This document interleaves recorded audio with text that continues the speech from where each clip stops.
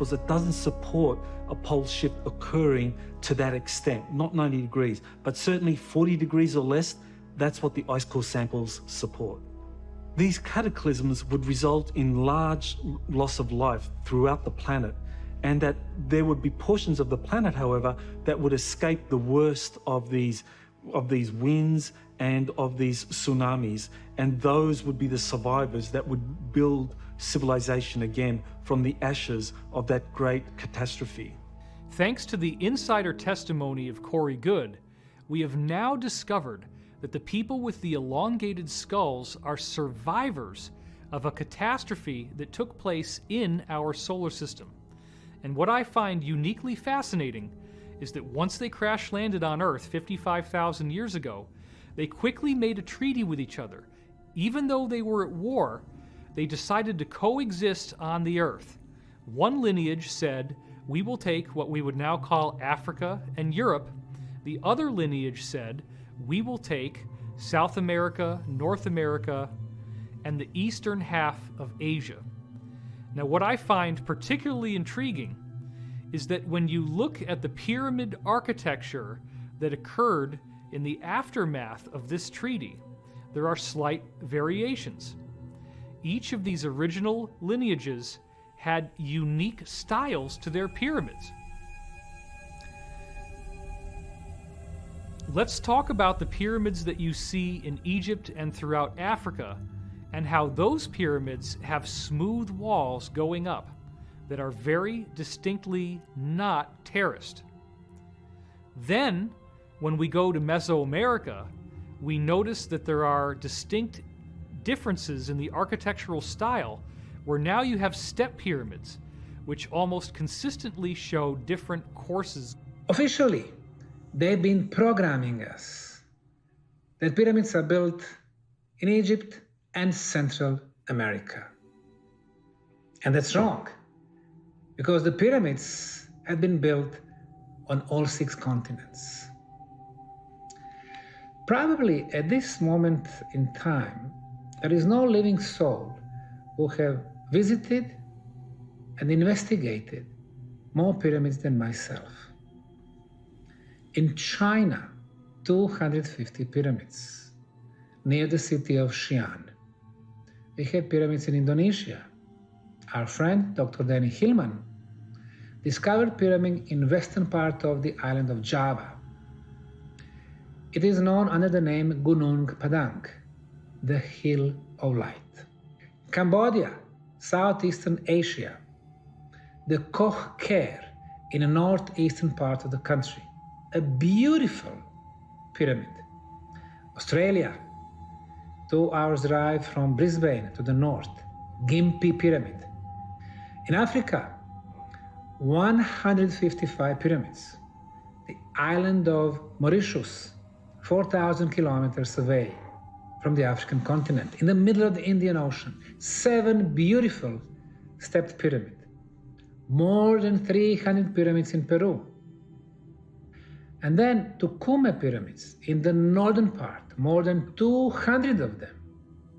The biggest one, of course, Huaca del Sol, the Pyramid of the Sun, near the town of Trujillo. There are probably well over 100,000 pyramids, maybe up to 500,000. But more than 97% are still hidden in the jungles and forests.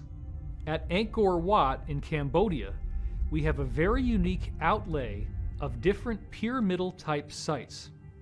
And, according to the work of Graham Hancock, those different architectural sites, although they appear to be randomly positioned, actually align with the constellation known as Draco. And what's best of all is that there is a drift in the Earth's axis called the precession of the equinoxes. And the alignment of where this series of pyramids in the Angkor Wat area of Cambodia line up with the position of the Draco constellation, this only works if you go back 12,500 years ago. And this is precisely the same as the alignment that everyone is familiar with with the pyramids of Giza and the stars in the belt of the constellation of Orion. Another thing that is very fascinating about Angkor Wat is that when you look at some of the temples within this area, and there is one, for example, called Bakse Chamkrong. Oh my God, it looks exactly like the step pyramids in Mesoamerica. As you look at this overlay, notice the perfection of how these two different pyramids fit together. This is not a different society. This is a unified culture. But wait a minute, we've got Mesoamerica and we've got Cambodia.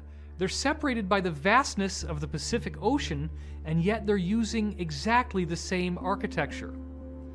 The elongated skull physiology has been found all over the planet. We see it in Boskop, South Africa. We see the same type of remains being dug up in a dig in Siberia in a town called Omsk. We also saw reports that the Mongolians, or the Huns, as they conquered going west, had these strange elongated skull features as well. We see these skulls in the tombs of the elite in Europe. And then, interestingly enough, you have a different strain that we find in the Americas, both north and south.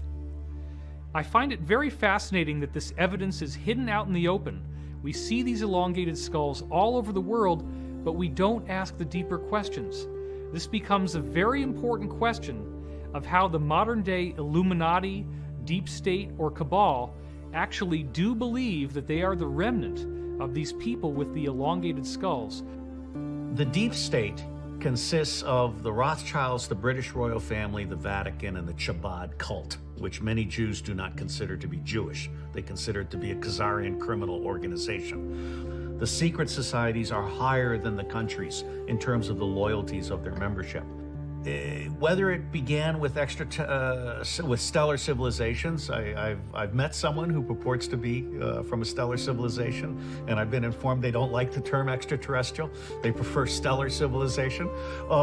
Be that as it may, whether you believe in extraterrestrial stuff or not, it's clear that here on Earth there's a 1%, there's a 99%. And in 2012, the forces of good started to win. And the Mayans and others had predicted this, and I think the way I explain it to myself is that the collective meditation and prayer that was being done ended up bringing in the positive stellar civilizations, and now the negative stellar civilizations are on the run, and the elites are on the run. Now the good news is I think human beings are an experiment in free will, and I believe that if we can resurrect our individual sovereignty, there is no power in the galaxy that can stand up to us.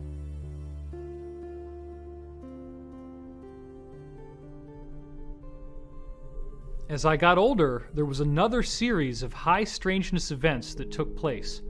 I was often having high fevers as I grew up. And these fevers were correlated with two distinct phenomena that would always happen. The first thing is that I would have a very strong sense of pressure in my ears, and I would start yelling to try to get over the sound. The other thing that would happen is I would get geometry in these hallucinations during the fevers. I would feel as if the world around me had been turned into geometry. I would see strange geometric patterns like mandalas superimposed over everything. This was not at all enjoyable. It was very unpleasant. I would be screaming, and my mother would have to calm me down. As I got older, I discovered that those fevers were most likely an extraterrestrial phenomena in nature, that there was something going on.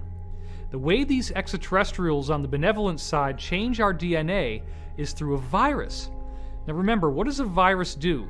It defeats the cell wall and injects its own DNA into your cell. You can take a cell that defines who you are with its DNA and inject new code into it with a virus. I remember having dreams where I was seeing benevolent, ordinary, human-looking people like the old man in robes coming into my space, landing in this roughly bus-shaped craft in my yard, bringing me on board, and actually giving me these injections of these viruses so that my DNA could be modified and upgraded. I would wake up in the middle of the night. I would be on some sort of program that I didn't consciously have any objection to, where I felt like it was time to go to school. I would walk out the side door like it was time to go to school, but I would notice that everything was black, and I'd say, what the heck is going on? I'd turn around and go back into the house. Now, this appears again to be in the high strangeness category, but it seems that at that moment where I'm standing there with my backpack looking at the darkness of the night, that I'm being spliced back in, and I would lose the memory from the time that I was standing there to the time that I would return to the exact same location. This is actually a very common thing that you read about in the contactee literature regarding these extraterrestrial contact experiences. Now, it would seem in these experiences that I was being brought on board some sort of extraterrestrial craft, there was some sort of training taking place, and these classes actually could take place for potentially weeks of time, and then I would be spliced right back in till the moment I left. It does appear that there is a whole section of my life that I have no conscious access to at this time, and certain insiders have told me that because of my unique family background, where the Wilcock line is an English aristocratic bloodline from Yorkshire, that I apparently do already have some of this extraterrestrial DNA. Right now, millions of people on this planet are already in contact with extraterrestrials and they don't even realize it. These beings are contacting us through our dreams and through our subconscious, and many of the thoughts and ideas that we're coming up with don't originate from us. The purpose of contacting people through their dreams and subconscious is to acclimate them and prepare them for open face-to-face contact. Well, I'm James Gillen, and we're here at ESETI Ranch. Well, ESETI stands for Enlightened Contact with Extraterrestrial Intelligence. Yeah, the beginning of ESETI came in visions. And I kept seeing visions of this massive mountain. And when I first came on the property, it was just unbelievable. It was like a movie out of the Old Testament or something. The mountain just, clouds started changing. There's a giant lenticular cloud. It was lit up orange underneath. I got such a download, I was getting tears. I was just standing there looking at the mountain crying, and I go, this is it. This is the vision. I was focused on creating a healing center, like a retreat center, and I wanted to just make it totally eclectic. I didn't want to pigeonhole it or keep it with any one group. And about probably halfway through of building this center, they started showing up. The ships started showing up. It's got a double, it's weird. Whoa, thank you. That is unbelievably bright. Whoa, look at that. Woo-hoo, whoa.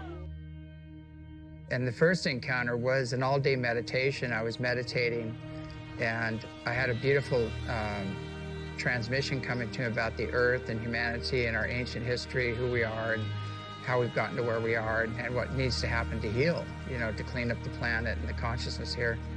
And so I asked them, where are you coming from? And they said, actually, we're on a ship. And I didn't even make it to the door, and my sister and her friends came up banging on the door, and they go, did you see it? Did you see it? And I said, see what?